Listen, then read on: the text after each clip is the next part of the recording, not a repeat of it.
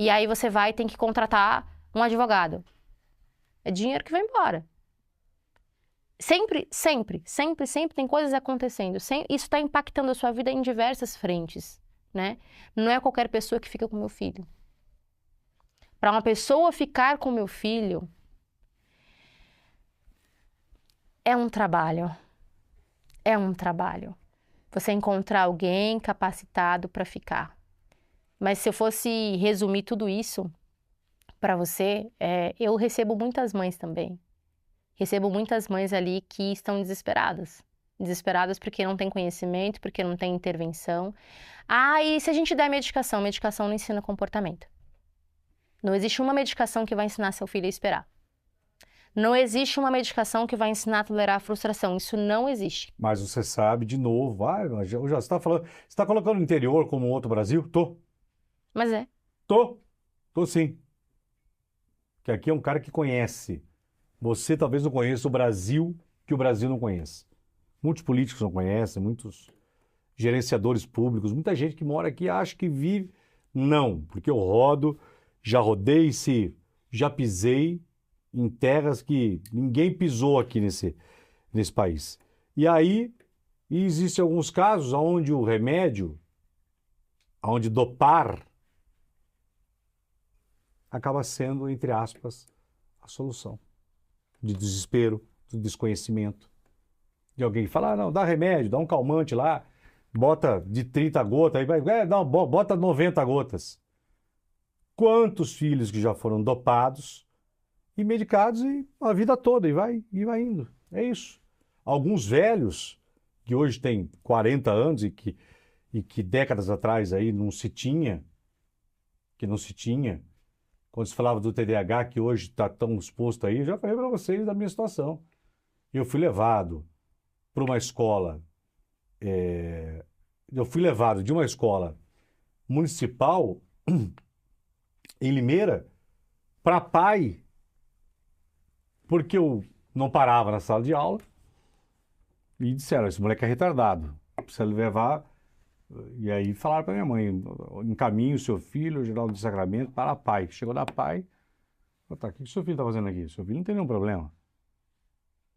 Aí fiz um teste lá, verdade, tive que fazer, me lembro, eu fiz um teste, tal, e voltou o diagnóstico lá. Não, constatamos, tal.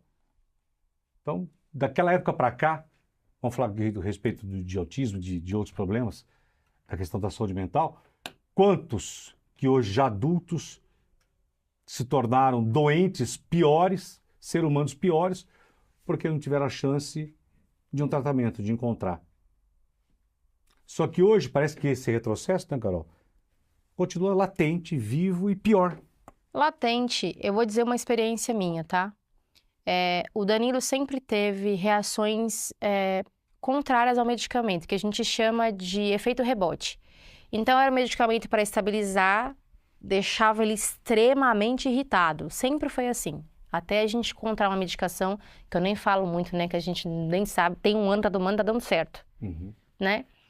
Mas aí, e aí eu vou dizer que, e aí isso vale para todo mundo. Eu tô falando de alguém que conseguiu pagar uma consulta com um médico particular.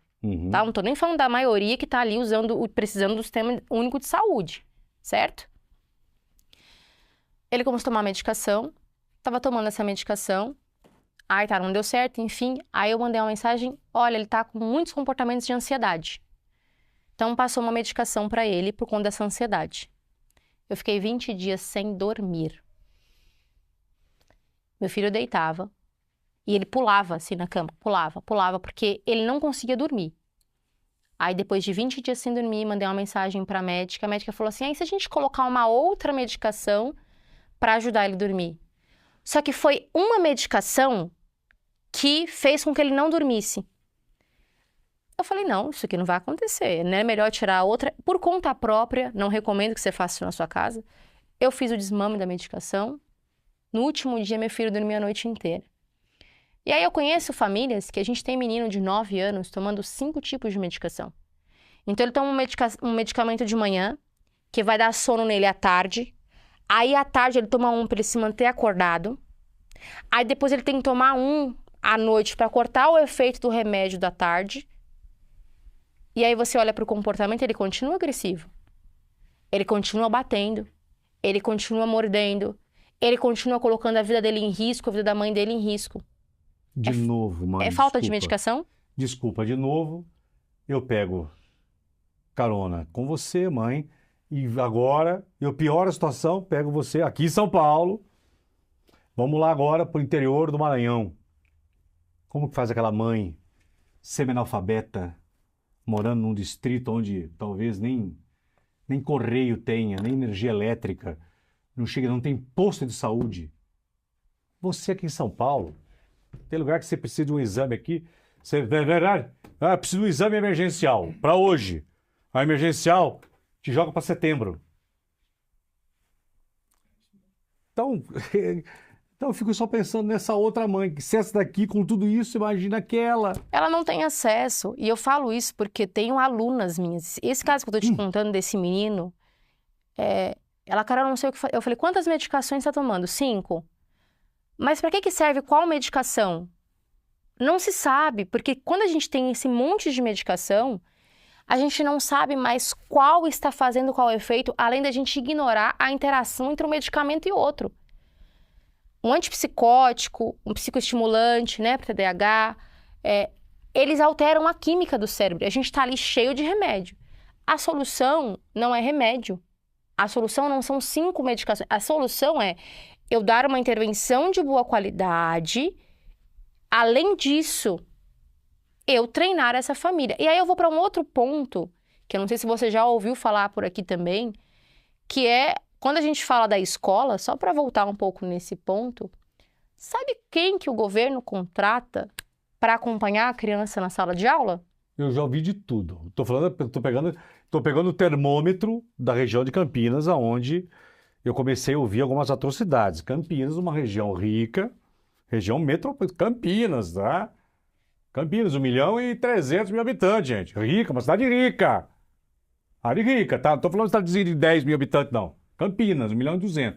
Já ouvi as coisas piores que colocaram, inclusive a sala de aula que tinha 2, 3 crianças, do que fizeram com elas. E houve denúncia, inclusive, do Ministério Público, que teve um jornalista que denunciou na região de Piracicaba. E aí o Ministério Público interviu, grave, do que fizeram. Mas aí, nem imagino, conta. Nós estamos falando da cidade de São Paulo, tá? Uma cidade gigantesca, uma cidade rica, que teoricamente a gente tem os melhores recursos aqui. A gente tem profissionais que são colocados para acompanhar essas crianças sem nenhuma formação, com a única exigência de que se tenha o ensino médio completo. É zero, quer dizer, não tem. Não tem. É zero. Não tem. E aí, dentro desse ambiente, esse indivíduo ele vai para a escola para fazer número. Para ficar lá encostado. Não existe um plano. Não existe. Eu olho para... Eu estou falando de São Paulo, conheço São Paulo. Não existe um plano para incluir, de fato, esses indivíduos. Esses indivíduos, para o sistema, eles não existem. Eles são invisíveis. E aí eu vou dizer uma coisa aqui agora para você que parece ser uma das mais pessimistas previsões que eu faço.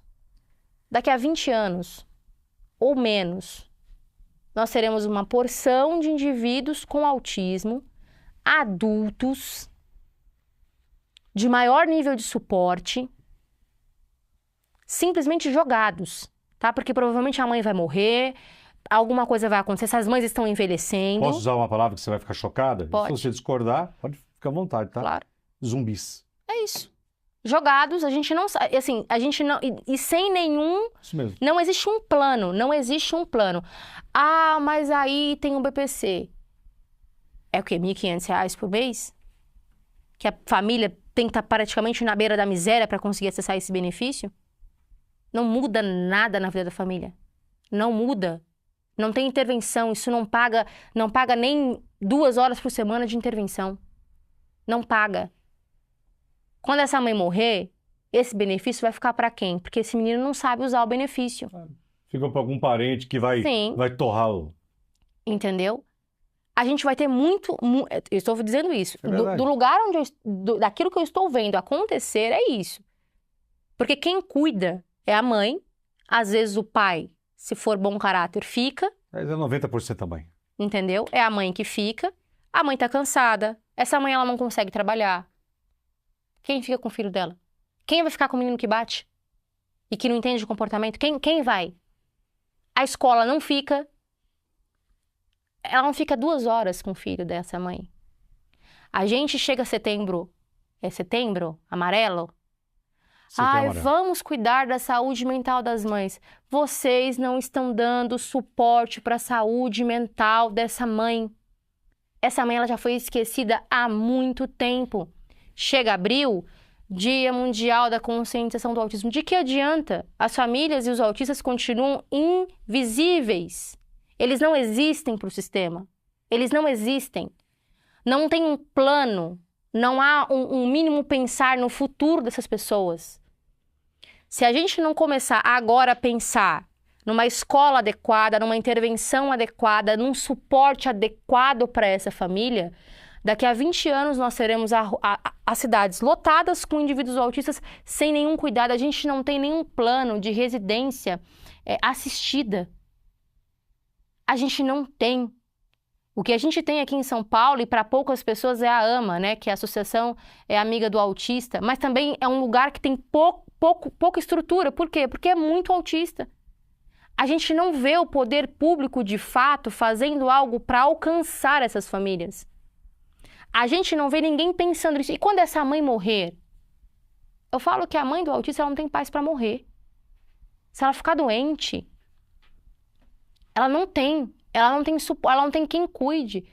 Aí acontecem casos, vocês podem pesquisar, como aquela mãe, uma senhora, né, que só descobriram ela depois de uma semana, que ela infelizmente tirou a vida do filho e tirou a própria vida.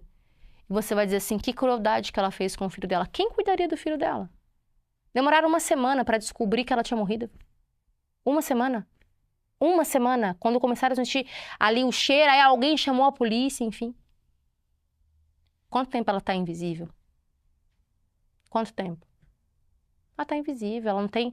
Então, assim, acho que a gente pensa muito, né? Ah, porque agora fala-se muito sobre autismo, mas a gente não está falando do real problema. Lembra no começo da minha introdução aqui? A gente vive no país da moda, né? Sim. É moda e fala bem você falar de tal assunto. Como que chama? Ô, Júnior, como chama quando fala do assunto que... Na internet tem um nome. Tem um nome. O assunto é o quê? Ripado? Hypado. Hypado, que eu não sei dessas coisas. Ah, ó, entra nesse assunto. Isso é uma canalice, isso é uma covardia. Eu que trabalho com saúde mental, nada a ver, porque são graus diferentes, mas eu que trabalho, eu via tanto nessa questão de famílias, de filhos com problemas mentais, que quando a mãe morria, esse filho ou essa filha ia para o sanatório. Não tem mais sanatório também. E agora não pode ter mais sanatório.